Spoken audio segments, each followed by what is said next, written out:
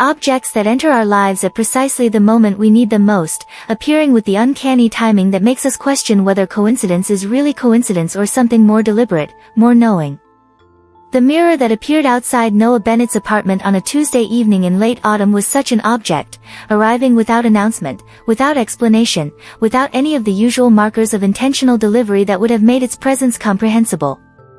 Noah had been living in the same one-bedroom apartment for 4 years, a space he'd selected for its efficiency rather than its character, 800 square feet of neutral walls and functional furniture on the 14th floor of a building that housed 200 other units filled with 200 other lives lived in parallel isolation. The building's lobby had a package room where deliveries were sorted and stored, a system Noah had come to rely on because it meant never having to interact with delivery personnel, never having to perform the small social ritual of accepting a package and exchanging pleasantries. But this package hadn't been logged in the package room. Hadn't been delivered according to any protocol Noah understood. It had simply appeared, a tall, narrow box leaning against his hallway wall directly outside his apartment door, positioned as if someone had placed it there with deliberate care and then vanished without requiring acknowledgement or signature. Noah had left for work that morning at his usual time, 7:43 a.m., early enough to beat the worst of the subway crowds but not so early as to suggest excessive dedication that might create expectations he'd need to maintain. He worked as a senior marketing strategist for a mid-sized firm that sold software solutions to other businesses, a job that paid well and required him to perform enthusiasm about products he found fundamentally boring.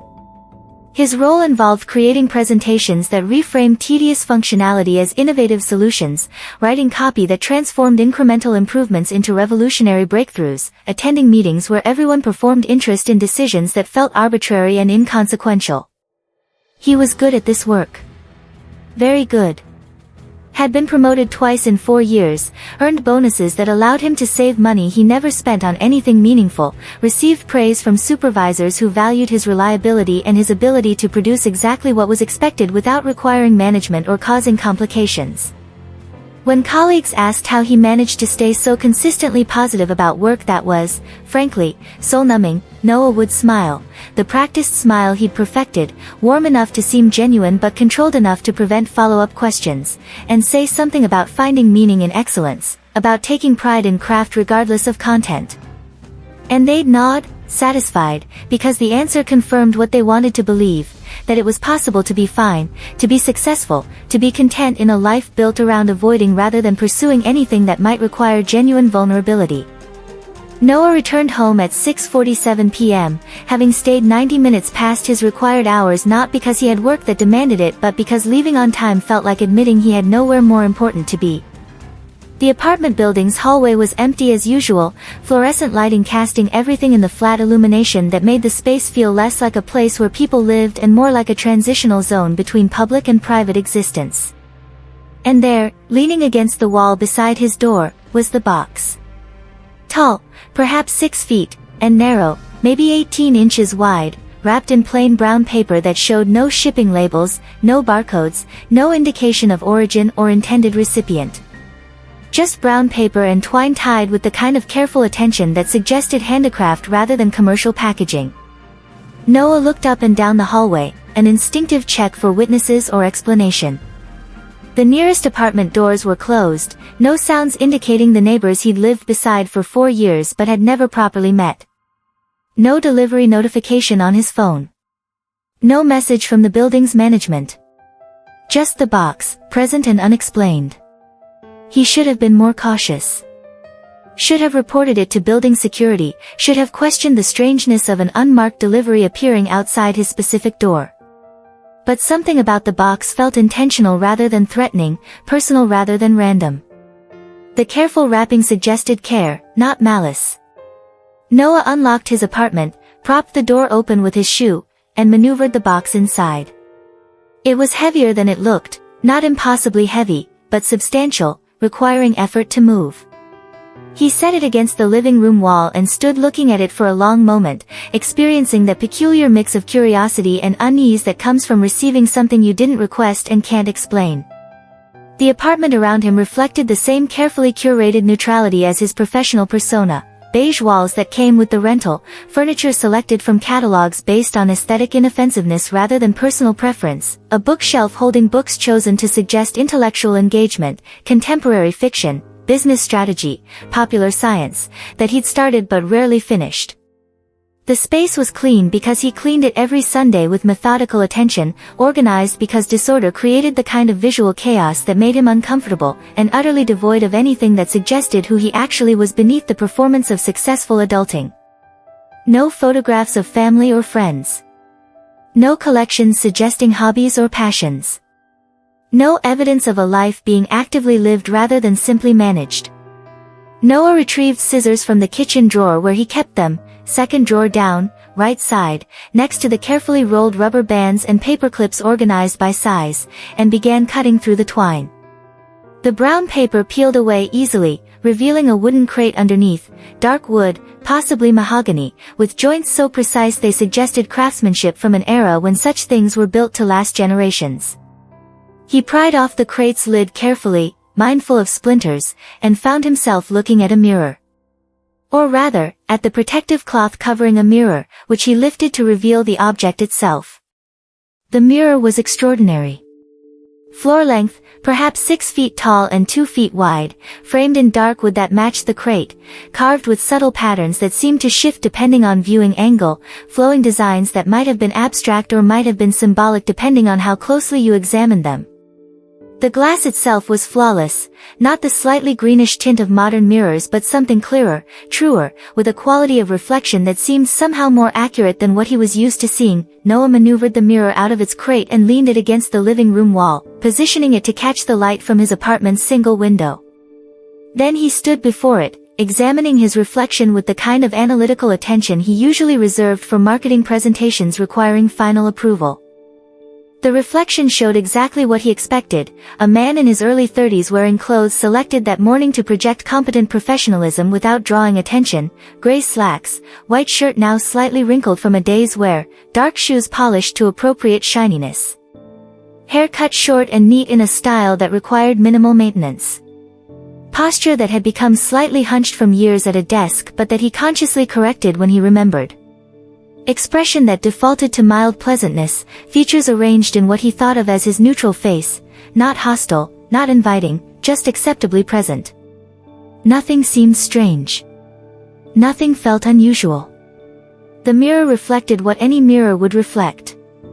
And then the reflection spoke. "You're tired of pretending."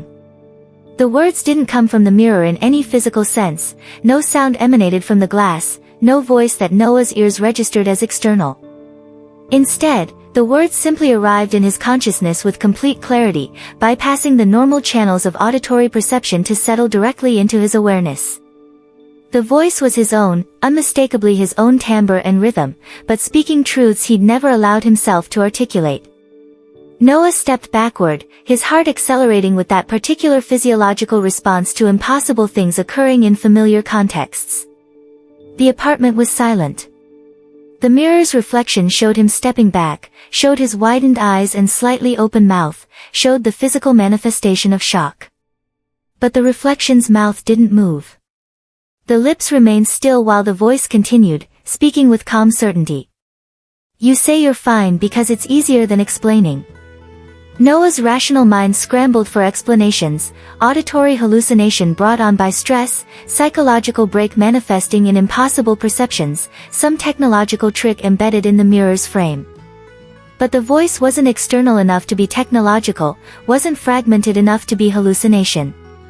It existed in that uncertain space between thought and speech, between internal dialogue and external reality.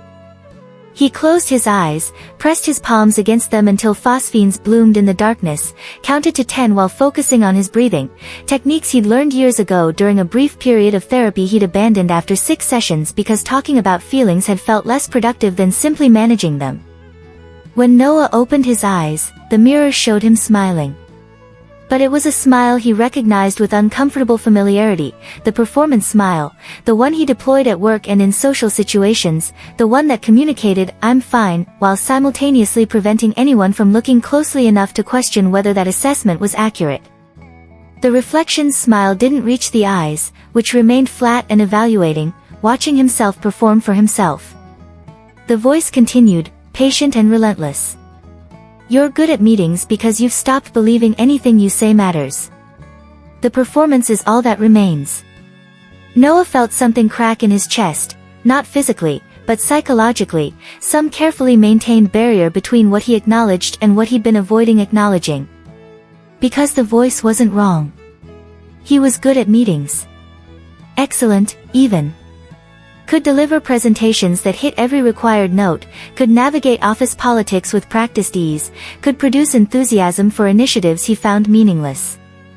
But he'd achieved this excellence by evacuating himself from the performance, by treating his professional life as a role to be played rather than an authentic expression of who he was or what he cared about. You chose this, the voice said. Not because you wanted it, but because wanting felt dangerous. The reflection in the mirror began to shift, not dramatically, not in ways that defied physics, but subtly. The posture relaxed slightly. The performance smile faded into something more neutral. The eyes, which had been carefully controlled, showed a weariness Noah recognized but usually concealed. You avoid difficult conversations by scheduling meetings you know will run long. You volunteer for projects you don't care about because being busy justifies not addressing what actually matters. Each sentence landed with the precision of something that had been waiting to be said, truths that Noah had been carrying beneath the surface of his curated existence. He wanted to argue, to defend himself, to explain that his choices were reasonable responses to life's demands rather than elaborate avoidance mechanisms. But the voice was speaking truths he'd been carefully not thinking about, bringing into explicit awareness what he'd been managing through deliberate inattention. You chase approval, the reflection said, and Noah saw in the mirror's surface exactly what the voice meant, the version of himself he'd constructed to be acceptable, admirable, successful by metrics that were never his own. And call it ambition. Noah sank onto his couch, generic furniture purchased 3 years ago, comfortable but characterless, and stared at the mirror. The reflection stared back, and for the first time in years, Noah felt truly seen. Not judged, exactly. Just understood with uncomfortable completeness. What do you want? He asked, his voice rough from not speaking. The reflection didn't answer the question directly. Instead, you already know. You've known for years. You just keep choosing not to know. And the terrible thing was that this was true. Noah did know what he wanted, or at least what he'd stopped himself from wanting, work that felt meaningful rather than merely lucrative, relationships that required vulnerability rather than performance, a life that reflected choices made from desire rather than fear. But wanting meant risking disappointment, meant acknowledging that his current life, successful by external measures, wasn't actually satisfying him, meant potentially dismantling everything he'd built and trying to construct something more authentic without guarantees it would work. So he'd stopped wanting. Had convinced himself that contentment was the same as happiness, that stability was worth more than meaning, that the absence of acute suffering meant he was fine. You're not fine, the voice said, as if responding to his thoughts. You're functional. There's a difference. Noah covered the mirror with a sheet from his linen closet, pristine white cotton, purchased as part of a set, folded according to a method he'd learned from a YouTube video about optimal organization. Then he turned the mirror to face the wall, as if physical barriers could contain what it had revealed. But the voice's words followed him. Into bed, where they circled through his mind instead of allowing sleep. Into the next day's meetings, where he heard them beneath the professional jargon he was speaking. Into the subway commute, where they echoed with each station announcement. You're tired of pretending. He was. He was so tired. 5 days after covering the mirror, Noah uncovered it again. Not because he'd resolved anything, not because he'd achieved some breakthrough in self-understanding, but because avoidance had stopped working. The mirror had shown him things he'd been carefully not seeing, and now that they'd been brought into awareness, he couldn't successfully return them to unconsciousness. The apartment was dark. Noah had returned late from work, having stayed past 8 not because of deadlines but because going home meant being alone with thoughts he was still trying to avoid. He switched on a single lamp rather than the overhead lights, creating shadows that made the space feel smaller, more intimate. The sheet came away from the mirror easily. Noah stood before it in the low light, still wearing his work clothes, another day's armor of professional acceptability. The reflection looked different. Not older, not transformed, but somehow truer. Less polished. The performance elements stripped away to show something rawer underneath, exhaustion etched in the set of his shoulders, loneliness visible in the way he held himself with that particular tension of someone who'd spent years maintaining boundaries that had become walls. Noah spoke before the reflection could. What happens if I stop pretending? The answer came immediately, patient rather than triumphant. You'll disappoint some people. But you'll finally recognize yourself. I'll lose my job, Noah said, arguing not with the mirror but with himself. I'll disappoint my parents who think I'm successful. You'll stop being someone you don't recognize, the voice interrupted gently. You might find work that matters instead of work that pays well. You might build relationships based on honesty instead of performance. You might actually want the life you're living instead of just managing it. Or I might fail, Noah said quietly. You're already failing, the reflection responded. Just slowly. Carefully. In ways no one notices because you've made sure your failure looks like success. The words should have hurt. Should have felt like attack. Instead, they felt like relief, the relief of something painful being acknowledged after years of pretense that it didn't exist. Noah sat on the floor in front of the mirror, his back against the wall, looking at his reflection from this unusual angle. The lamp cast shadows that made him look older, more vulnerable. More real. I don't know how to stop, he admitted. Start small, the voice said. Say no when you mean no. Speak honestly when silence is easier. Leave work on time. Call people you've been avoiding. Stop optimizing your life for other people's approval. What if I don't know what I want instead? Then explore. Try things. Fail at some of them. Let yourself want instead of constantly calculating what you should want. Noah sat there for a long time, an hour, maybe more, just looking at his reflection and letting himself feel the full weight of what he'd been carrying, the exhaustion of constant performance, the loneliness of relationships built on personas rather than authenticity, the quiet desperation of a life that looked successful but felt hollow. And then, gradually, he began to imagine alternatives. Not dramatic transformations, not quitting his job and moving to another country and reinventing himself entirely, but small shifts in how he moved through his days. What if he actually left work at 6 when his contracted hours ended?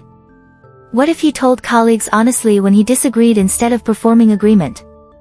What if he called his college roommate he'd been avoiding for 2 years because the friendship required vulnerability he'd convinced himself he didn't have time for?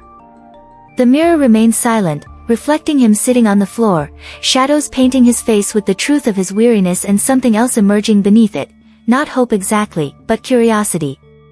The first stirrings of genuine interest in his own life. The changes began so small they were almost invisible.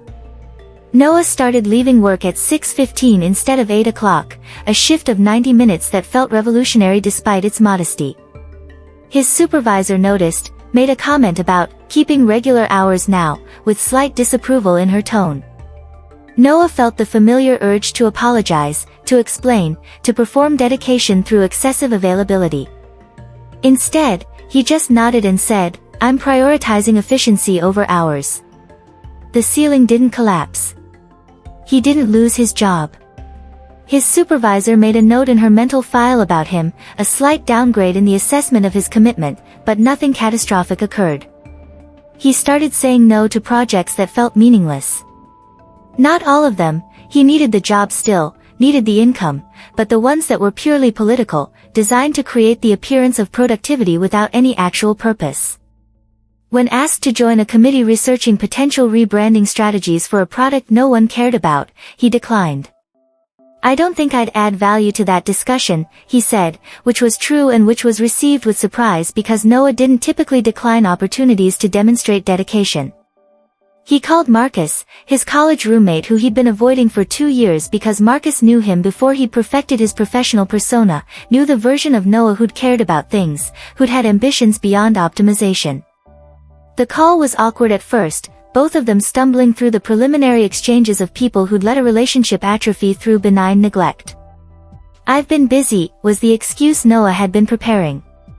What came out instead was, "I've been hiding." Marcus was quiet for a moment. Then, from what? From being someone who might disappoint you. From conversations that require honesty. From... Noah paused, trying to articulate something he was still understanding. "From myself, I think." They talked for 2 hours. It wasn't comfortable. Comfortable would have meant staying in the patterns that had created the distance. But it was real, and that mattered more than comfort. Noah started writing in the mornings before work, not because he had ambitions to be a writer but because he needed somewhere to put thoughts he'd been carefully not thinking. The writing was bad, self-indulgent and repetitive and full of observations that felt obvious once he'd written them down. But it was his, genuinely his, not performance or optimization or careful curation. He discovered he had opinions. About his work, about how he spent his time, about what kind of life he actually wanted to build. These opinions had been there all along, buried beneath layers of calculated acceptability, but he'd been so committed to being agreeable that he'd lost track of what he actually agreed with. The mirror never spoke again after that second conversation.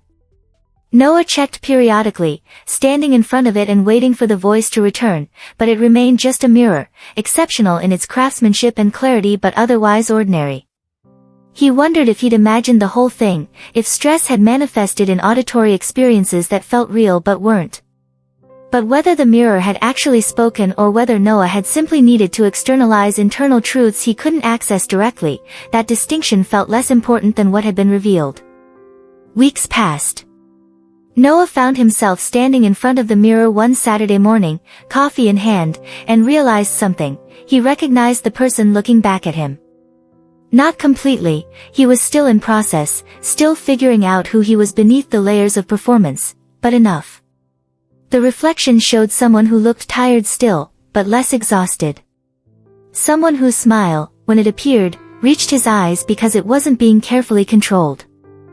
"Thank you," Noah said to his reflection, uncertain whether he was thanking the mirror or himself or simply acknowledging the experience that had initiated this change.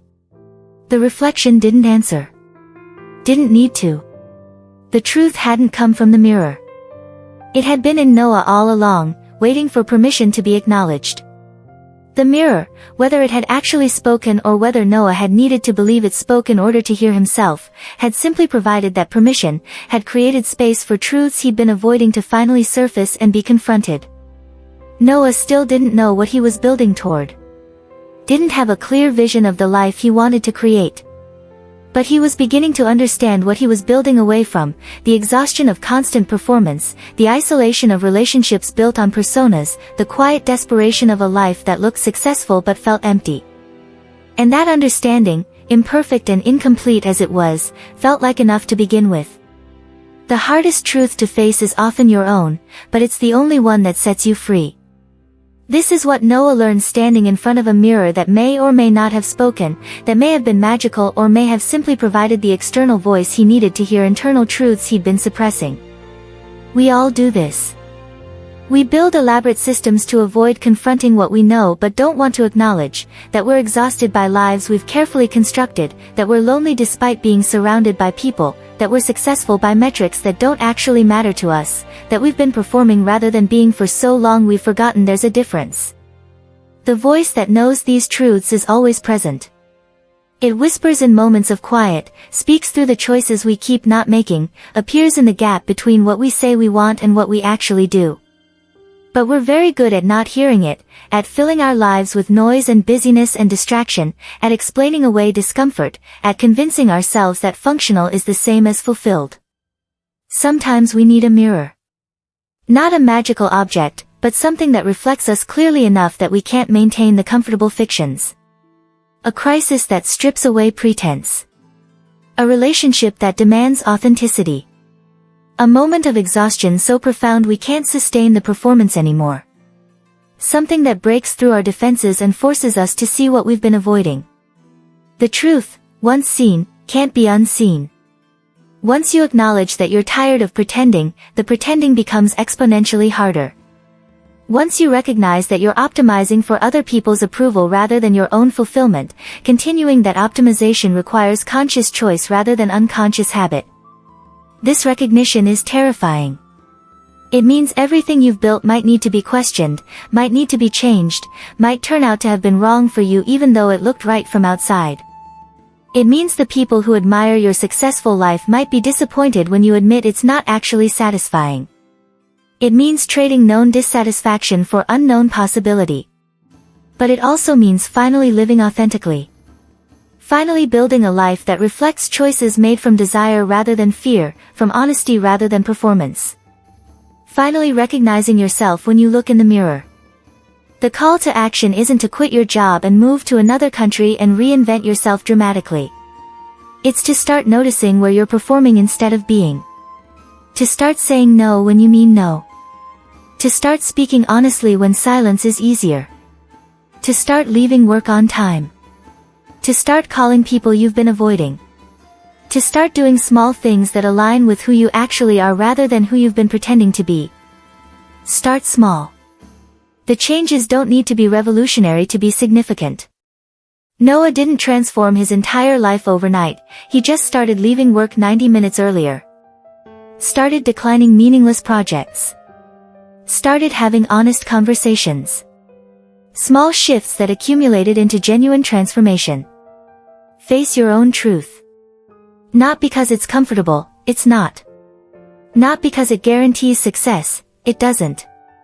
But because the alternative is continuing to live a life that looks successful but feels hollow, continuing to perform for people who only know your persona, continuing to avoid the mirror because you're afraid of what it might show you. You already know what needs to change. The voice has been speaking all along. You've just been very good at not listening. So listen.